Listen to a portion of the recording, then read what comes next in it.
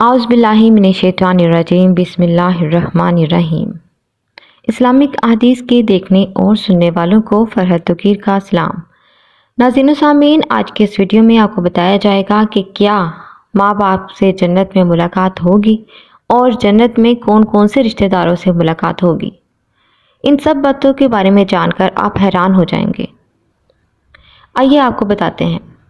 ناظرین، کسی بھی انسان کے لیے دنیا میں سب سے زیادہ پاکیزہ اور محبت کرنے والا رشتہ اس کے ماں باپ کا ہے۔ اس کے بعد انسان کے سگے بہن بھائی اور بہت سے دوسرے رشتہ دار بھی آتے ہیں۔ اس دنیا میں قائم یہ رشتے کسی بھی انسان کے لیے اولین ترجیح ہوتے ہیں، جبکہ کچھ رشتے تو ہماری زندگی کے لیے ایسے اہم اور لازمہ ملزوم بھی ہو جاتے ہیں کہ ان کے بغیر زندگی گزارنا ناممکن ہے اور محال ہو جاتا ہے۔ محترم ناظرین، جنت ایک ایسی شاندار اور بے مثال جگہ ہے جو اللہ عز و جل نے ایمان والوں کے لیے بنائی ہے، اور اس میں ایسی نعمتیں رکھی ہیں جو نہ کسی آنکھ نے دیکھی، نہ کسی کان نے سنی اور نہ ہی کسی دل میں ان کا خیال آیا۔ جنت کے بارے میں جو کچھ بیان کیا جاتا ہے وہ صرف سمجھانے کے لیے ہوتا ہے، ورنہ دنیا کی اعلیٰ ترین چیز کا بھی جنت کی کسی نعمت سے کوئی مقابلہ نہیں۔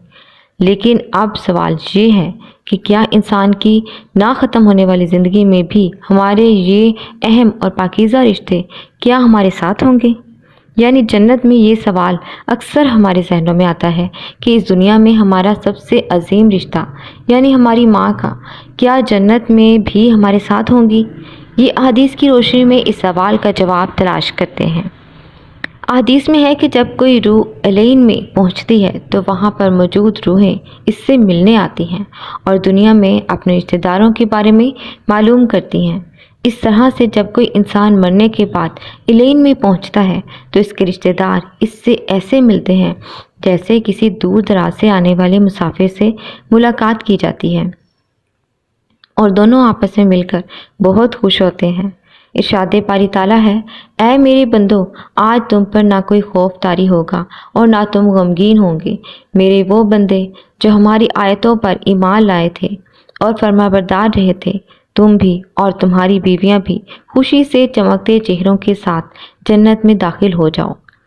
ان کے آگے سونے کے پیالے اور گلاس گردش میں لائے جائیں گے، اور اس جنت میں ہر وہ چیز ہوگی جس کی دلوں کو خواہش ہوگی اور جس میں آنکھوں کو لذت حاصل ہوگی۔ ان سے کہا جائے گا کہ اس جنت میں تم ہمیشہ رہو گے۔ محترم ناظرین، ان آیات سے یہ بات ثابت ہوتی ہے کہ جنتی مردوں کی بیویاں بھی جنت میں ان کے ساتھ ہی ہوں گی اور ایک ساتھ ہی جنت میں رہیں گے۔ وہاں جنت میں انہیں ہر وہ چیز مہیا کی جائے گی جس کی وہ خواہش کریں گے۔ حضرت ابو ہریرہ رضی اللہ عنہ سے روایت ہے کہ رسول اللہ صلی اللہ علیہ وآلہ وسلم نے ارشاد فرمایا کہ جس وقت کوئی مومن بندہ مرنے کے قریب ہوتا ہے تو رحمت کے فرشتے سفید ریشمی کپڑا لے کر آتے ہیں اور روح سے کہتے ہیں کہ نکل جا، تو اللہ سے رضامند ہے اور اللہ تجھ سے رضامند ہے۔ اللہ تعالیٰ کی رحمت کی جانب اور اس کے رزق کی جانب اور اپنے پروردگار کی جانب جو کہ غضبناک نہیں ہے۔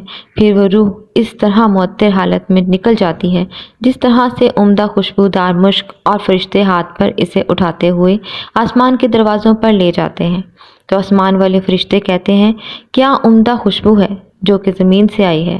پھر اس کو اہل ایمان کی ارواح کے پاس لاتے ہیں تو وہ ارواح خوش ہوتی ہیں، اور یہ خوشی اس خوشی سے بھی زیادہ ہوتی ہے جو کسی بچھڑے ہوئے کی آمد سے انسان کو میسر آتی ہے۔ پھر وہ پہلے سے موجود مومنین اس نئے آنے والے سے دریافت کرتے ہیں کہ فلاں آدمی نے کیا کیا اور فلاں آدمی کا کیا ہوا، یعنی جس شخص کو دنیا میں چھوڑ کر گئے تھے اب وہ کس طرح کے کاموں میں مشغول ہیں۔ پھر انہی میں سے چند ارواح آپس میں ایک دوسرے سے کہتی ہیں کہ ابھی ٹھہر جاؤ اور اسے چھوڑ دو کیونکہ یہ دنیا کے غم میں مبتلا تھا۔ یہ روح پوچھتی ہے کہ کیا وہ شخص ابھی تم لوگوں کے پاس نہیں پہنچا؟ وہ تو کب کا مر چکا تھا۔ اس پر وہ روحیں کہتی ہیں کہ پھر وہ تو جہنم میں گیا ہوگا۔ محترم ناظرین، پیارے نبی صلی اللہ علیہ وآلہ وسلم نے فرمایا کہ تمہارے اعمال تمہارے ان رشتہ داروں اور خاندان والوں کے سامنے جو آخرت یعنی عالم برزخ میں ہیں پیش کیے جاتے ہیں۔ اگر نیک عمل ہوں تو وہ خوش ہوتے ہیں اور کہتے ہیں کہ اے اللہ، آپ کا فضل اور رحمت ہے، بس اپنی یہ نعمت اس پر پوری کیجیے اور اس پر اس کو موت دیجیے۔ اس طرح ان پر گناہ گار شخص کا عمل بھی پیش ہوتا ہے تو کہتے ہیں کہ اے اللہ اس کے دل میں نیکی ڈال دے جو تیری رضا اور قرب کا سبب ہو جائے۔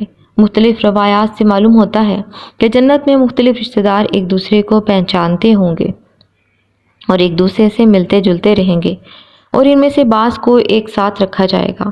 سورہ طور کی آیت نمبر 1 میں اللہ سبحانہ تعالیٰ کا فرمان ہے، اور جو لوگ ایمان لائے اور ان کی اولاد نے بھی ایمان میں ان کی پیروی کی تو ان کی اولاد کو ہم انہی کے ساتھ شامل کر دیں گے اور ان کے عمل میں سے کسی چیز کی کمی نہیں کریں گے۔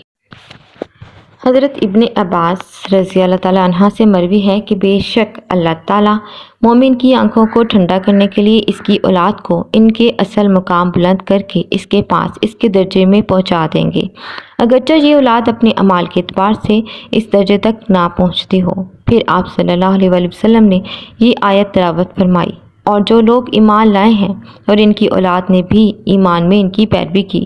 اس سے معلوم ہوتا ہے کہ انسانوں کی اولاد کو اس کی خواہش کے مطابق ان کے ساتھ ہی رکھا جائے گا۔ جو لوگ جنت میں جائیں گے تو یقیناً یہ وہ لوگ ہوں گے جنہوں نے اس دنیا میں نیک اعمال کیے ہوں گے، جبکہ ایسے لوگ بھی ہوں گے جنہوں نے گناہ کیے ہوں گے لیکن اپنے گناہوں پر شرمندہ ہو کر اس دنیا میں ہی اللہ سے معافی مانگ لی ہو اور صدقے دل سے توبہ استغفار کر لیا ہو، تو اللہ تعالیٰ ان کو معاف فرما کر جنت میں داخل کرے گا، جہاں اللہ عز و جل ان کی ہر خواہش پوری فرما دیں گے۔ اور یقیناً اس کی خواہش میں سے ایک خواہش یہ بھی ہوگی کہ دنیا میں اس سے جو بھی گناہ سرزد ہو چکے ہوں یا کوئی گناہ والے اعمال اس نے کیے ہوں تو اس سے وہ تمام اعمال بھلا دیے جائیں، کیونکہ جنت امن اور سکون کی جگہ ہوگی جہاں منفی خیالات اور غم و غصے کی کوئی گنجائش نہ ہوگی، اور ایک مومن اور جنتی کے لیے ہر طرف خوشحالی ہی خوشحالی ہوگی، جیسا کہ سورہ بقرہ کی آیت نمبر 25 میں ارشاد باری تعالیٰ ہے، اور جو لوگ ایمان لائے اور نیک عمل کرتے رہے ان کو خوشخبری سنا دو کہ ان کے لیے جنت کے باغ میں جن کے نیچے نہریں بہہ رہی ہیں، جب انہیں ان میں سے کسی قسم کا میوہ کھانے کو دیا جائے تو کہیں گے یہ تو وہی ہے جو ہم کو پہلے بتایا گیا تھا، اور انہیں ایک دوسرے کے ہم شکل میوے دیے جائیں گے، اور وہاں ان کے لیے پاک بیویاں ہوں گی اور وہ جنت میں ہمیشہ رہیں گے۔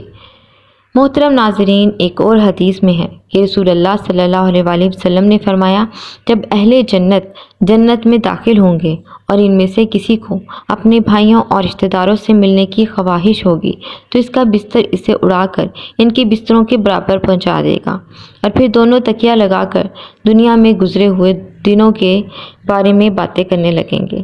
ان میں سے ایک اپنے ساتھی سے کہے گا کہ اے فلاں، تمہیں یاد ہے کہ اللہ نے فلاں دن اور فلاں فلاں جگہ پر ہماری مغفرت فرمائی تھی، اس طرح کہ ہم نے اللہ سے دعا کی تھی اور اللہ نے ہمیں مغفرت کا پروانہ عطا فرما دیا تھا۔ رسول کریم صلی اللہ علیہ وآلہ وسلم کے مزاج مبارک کے بارے میں متعدد احادیث سے مبارکہ میں بیان کیا گیا ہے کہ آپ صلی اللہ علیہ وآلہ وسلم انتہائی شگفتہ مزاج تھے اور نرمی اور محبت سے اور مسکرا کر بات کیا کرتے تھے، تاہم کئی بار آپ صلی اللہ علیہ وآلہ وسلم بے اختیار ہنس بھی دیتے، مگر یہ اس وقت ہوتا جب آپ صلی اللہ علیہ وآلہ وسلم آخرت کے حالات بیان فرما رہے ہوتے تھے۔ حضرت ابو سعید خدری فرماتے ہیں کہ جو آدمی جنت میں سب سے آخر میں داخل ہوگا اس کا حال کچھ یوں ہوگا کہ وہ جب دوزخ میں سے نکلے گا تو خود کو گھسیٹتا ہوا نکلے گا، اور ایسے گھسیٹے گا کہ دوزخ کی آگ اس کو جلا رہی ہوگی۔ جب وہ اپنے آپ کو گھسیٹتا ہوا باہر آ جائے گا تو وہ دوزخ کی طرف پلٹ کر دیکھے گا اور کہے گا کہ اے دوزخ، اللہ تعالیٰ نے مجھے تجھ سے نجات کی، بے شک تو بہت دردناک ہے، اور وہ ذات بہت اعلیٰ ہے، بہت عظیم ہے جس نے مجھے تجھ سے نجات دی۔ جب وہ آدمی جنت کے پاس جانے لگے گا تو جنت کے باہر ایک بہت ہی بڑا اور خوبصورت درخت نظر آئے گا۔ وہ آدمی اللہ تعالیٰ سے التجا کرے گا کہ اے اللہ عز و جل، مجھے یہ درخت عطا کر دیجئے تاکہ میں اس درخت کے سائے میں بیٹھ سکوں اور اس درخت کا پھل کھا سکوں۔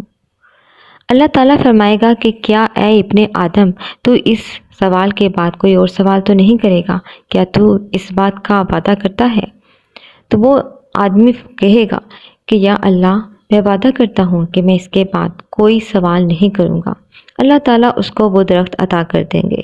اسی طرح پھر اس کو ایک اور درخت ظاہر کیا جائے گا جو اس درخت سے بھی زیادہ خوبصورت درخت ہوگا۔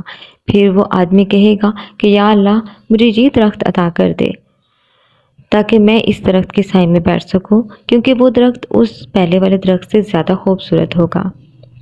اللہ تعالیٰ فرمائیں گے کہ اے ابن آدم، تو نے پہلے کہا تھا کہ میں اب اور کوئی سوال نہیں کروں گا۔ پھر وہ آدمی کہے گا کہ یا اللہ مجھے یہ درخت بھی عطا کر دے، میں اس کے بعد وعدہ کرتا ہوں کوئی اور سوال نہیں کروں گا۔ پھر اللہ تعالیٰ فرمائیں گے کہ اے ابن آدم، میں نے تجھے یہ درخت عطا کیا، لیکن تو وعدہ کر کہ اس کے بعد مجھ سے کوئی اور سوال نہیں کرے گا۔ پھر وہ آدمی وعدہ کرتا ہے۔ اس کے بعد جب وہ جنت کی طرف اس کی نظر جاتی ہے تو اس میں بہت سی نعمتیں اس کو نظر آتی ہیں، تو اس سے صبر نہیں ہوتا۔ پھر وہ اللہ تعالیٰ سے عرض کرتا ہے کہ یا اللہ مجھے جنت کی نعمتیں عطا کر دے، مجھے جنت میں داخل فرما دے۔ پھر اس پر اللہ تعالیٰ اس سے کہتے ہیں کہ کیا میں تجھے ساری دنیا اور دنیا کے برابر نہ دے دوں؟ تو وہ آدمی کہتا ہے کہ یا اللہ کیا تم مجھ سے مذاق کرتا ہے؟ تو حقیقی مالک ہے، کیا تم سے مذاق کرتا ہے؟ پھر اللہ تعالیٰ فرمائیں گے کہ میں تجھ سے مذاق نہیں کرتا، پر میں اس واقعے سے پتہ چلتا ہے کہ اللہ تعالیٰ ہر چیز پر قادر ہے، یعنی دوزخ سے بھی انسان کو نجات دلا سکتا ہے اگر وہ صدقے دل سے توبہ کر لے۔